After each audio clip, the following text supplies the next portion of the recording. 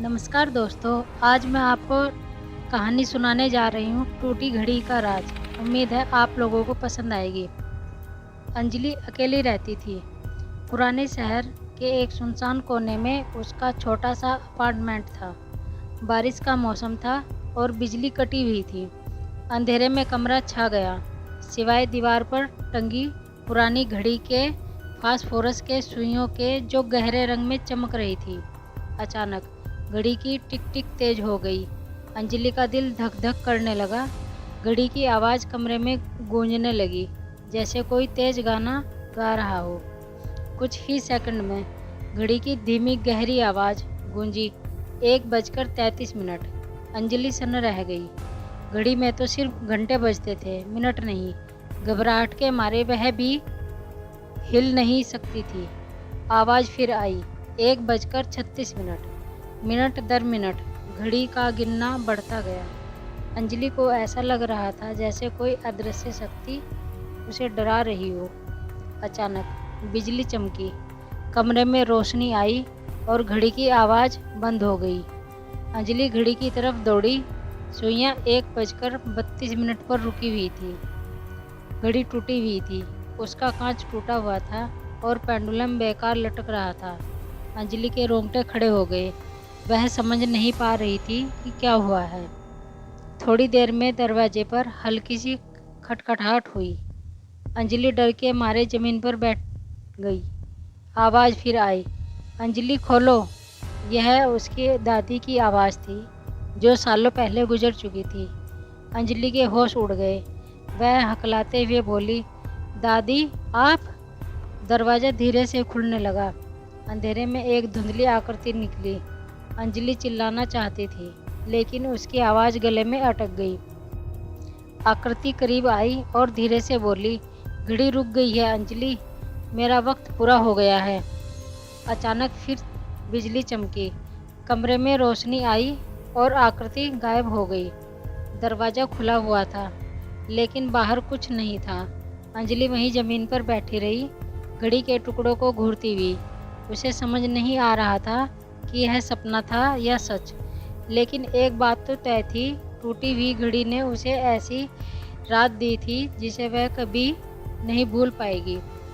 सूरज की पहली किरण खिड़की से झांकने लगी तो अंजलि ने किसी तरह खुद को सोफे तक घसीटा। रात का खौफ अभी भी हवा में टिका हुआ था। वह घड़ी के टुकड़ों को समेटकर पास रख लिया। उसे दादी की आखिरी बात याद आई, मेरा वक्त पूरा हो गया। क्या दादी असल में आई थी या फिर वह डर का सहमा हुआ था? अंजलि ने फैसला किया कि पता लगाएगी। दिन निकलते ही वह दौड़कर उस दुकान पर पहुंची जहां से उसने पुरानी घड़ी खरीदी थी। दुकानदार एक बूढ़ा आदमी था। अंजलि ने उसे रात की घटना बताई और घड़ी दिखाई। दुकानदार ने घड़ी को ध्यान से देखा और धीमी आवाज़ में बोला, यह घड़ी बहुत पुरानी है बिटिया। इसे बनाने वाले ने एक खासियत डाली थी, जब भी इसका वक्त पूरा होता तो ये मिनट बताकर मालिक को आगाह करती थी। अंजलि का गला सूख गया। वक्त पूरा होना मतलब? दुकानदार ने उसकी आंखों में देखा और कहा, जिसने भी इस घड़ी को खरीदा उसकी उम्र उसी वक्त तक होती थी जो घड़ी रुकते समय बताती। अंजलि की सांसें थम गई। घड़ी 1:32 पर रुकी थी। इसका मतलब? दुकानदार ने उसे आगे समझाया, लेकिन ये एक श्राप था, इसे तोड़ा जा सकता था। वह आगे कुछ कहने ही वाला था कि अचानक दुकान की घंटी बजी। एक औरत अंदर आई और दुकानदार से बातें करने लगी। अंजलि उसी वक्त दुकान से बाहर निकली। घर जाते हुए अंजलि सोच रही थी कि वह क्या करे। क्या दादी की आत्मा को शांति मिली होगी? क्या वह खुद सुरक्षित है? तभी उसे याद आया कि दुकानदार की आखिरी बातें, शायद शराब टूटने का कोई रास्ता था। वह दौड़कर वापस दुकान की तरफ आई, लेकिन दुकान बंद थी। दुकानदार कहीं चला गया था। अंजलि निराश होकर घर वापस चली आई। रात होते ही उसे फिर डर सताने लगा। वह घड़ी की टिक टॉक उसे खौफनाक लगने लगी। तभी उसे दादी की आवाज़ सुनाई दी, अंजलि घबरा मत, शांत रहो। अंजलि चौंक कर इधर उधर देखने लगी, लेकिन कोई नहीं था। हालांकि दादी की आवाज़ ने उसे थोड़ा सुकून जरूर दिया। वह सोचने लगी, शायद दादी उसे डराना नहीं चाहती थी, लेकिन शायद वह उसे श्राप तोड़ने का रास्ता बताना चाहती थी। अचानक अंजलि की नज़र टूटी हुई घड़ी के फास्फोरस के सुइयों पर पड़ी, जो रात में हल्का सा चमक रहा था। क्या यही रास्ता था? अंजलि रात भर सो नहीं पाई। सुबह होते ही वह दुकानदार को ढूंढने निकल पड़ी। इस बार उसकी किस्मत अच्छी थी। वह दुकानदार को एक मंदिर के बाहर बैठा हुआ मिला। अंजलि ने उसे सब कुछ बताया और घड़ी के टुकड़ों को दिखाया। दुकानदार ने उसे गौर से सुना और फिर कहा, शायद तुम्हें सही राह मिल गई है बिटिया, इस घड़ी को पवित्र जल में विसर्जित करना होगा। अंजलि ने राहत की सांस ली। उसने तुरंत दुकानदार से पवित्र जल लिया और नदी के किनारे जाकर घड़ी के टुकड़ों को विसर्जित कर दिया। उस पल उसे लगा जैसे कोई बोझ उसके कंधों से उतर गया है। कुछ दिन बाद अंजलि ने एक नई घड़ी खरीदी। इस बार एक साधारण घड़ी जो सिर्फ समय बताती थी। रात को सोते समय भी उसे कोई डर नहीं सता रहा था, बस एक खामोशी थी जो पहले कभी नहीं थी। हफ्तों बीत गए, फिर महीने। अंजलि की जिंदगी पटरी पर लौट आई थी। एक दिन अचानक उसे दुकानदार की बात याद आई। उसने बताया कि श्राप तोड़ा जा सकता था, लेकिन आगे कुछ कहने से पहले रुक गया था। अंजलि को जानने की तीव्र इच्छा हुई कि वह क्या कहना चाहता था। अगले दिन वह फिर दुकानदार को ढूंढने निकली, लेकिन इस बार वह हमेशा के लिए गायब हो चुका था। दुकान भी बंद थी। अंजलि निराश होकर लौट रही थी कि उसे एक फकीर सड़क किनारे बैठा दिखा। वह फकीर उसे पहचानता था। बिटिया, फकीर बोला, तुम फिर से आई हो, क्या हुआ?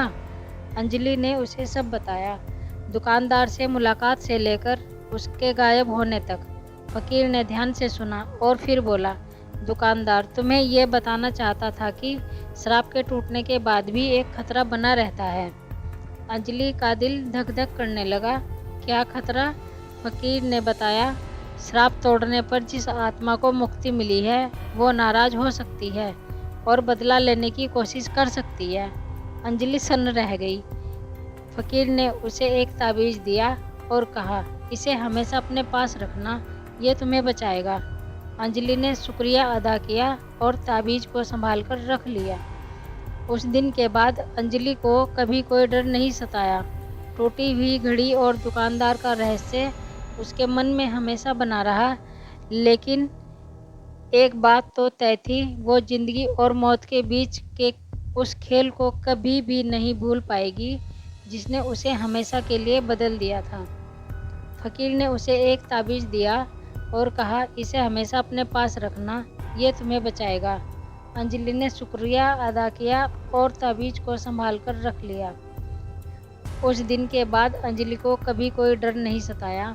टूटी हुई घड़ी और दुकानदार का रहस्य उसके मन में हमेशा बना रहा। सालों बीत गए। एक रात जब अंजलि गहरी नींद में सो रही थी, उसे फिर से वही जानी पहचानी आवाज़ सुनाई दी, अंजलि। अंजलि चौंक कर उठी। कमरे में अंधेरा था। उसे घबराकर बत्ती जलाई। कमरा खाली था। राहत की सांस लेते हुए उसने ताबीज को छुआ जो हमेशा उसकी गर्दन में रहता था। तभी उसकी नज़र दीवार पर टिकी हुई घड़ी पर पड़ी। यह वही घड़ी थी जिसे उसने सालों पहले खरीदा था। पर यह कैसे हो सकता है? उसने तो खुद अपनी आंखों से नदी में विसर्जित किया था। अंजलि घड़ी की तरफ बढ़ी। सुइयां 1:32 पर रुकी हुई थी। धीमी गहरी आवाज़ फिर गूंजी, मेरा वक्त पूरा हो गया। इस बार आवाज़ कमरे के कोने से आ रही थी, जहां अंजलि की दादी की पुरानी पलंग हुआ करती थी। अंजलि हिल भी नहीं पा रही थी। डर के मारे उसकी सांसें थम सी गई। धीरे धीरे अंधेरे कोने से एक धुंधली आकृति उभरी, मानो किसी कोहरे के बीच से कोई चेहरा सामने आ रहा हो। अंजलि की चीख गले में अटक गई। आकृति करीब आई। और बोली, तूने मेरा श्राप तोड़ा अंजलि, लेकिन मेरा गुस्सा अभी बाकी है। अचानक अंजलि की गर्दन में लटका ताबीज गर्म हो उठा। उसने जोर से झटका देकर उसे पकड़ा। ताबीज से एक तो तेज रोशनी निकली जिसने पूरे कमरे को रोशन कर दिया। धुंधली आकृति चीख उठी और पीछे हटने लगी। रोशनी और गर्मी इतनी तेज थी कि अंजलि को आंखें मूंदनी पड़ी।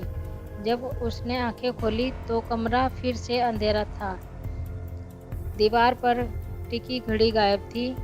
कोने में कोई भी आकृति नहीं थी, सिर्फ ताबीज उसकी हथेली में गुनगुना रहा था। अंजलि ने उसे कसकर पकड़ लिया। क्या वह सपना था या फिर दादी की आत्मा सचमुच वापस आई थी और ताबीज ने उसे भगा दिया? अंजलि को इसका जवाब नहीं मिला, लेकिन एक बात तो तय थी, टूटी हुई घड़ी का श्राप जरूर था, मगर शायद बदले में उसे एक और खतरा मिल गया था। एक ऐसा खतरा जिसके बारे में फकीर ने उसे कभी नहीं बताया था। धन्यवाद। ऐसी रोमांचक कहानी के लिए चैनल को सब्सक्राइब करें।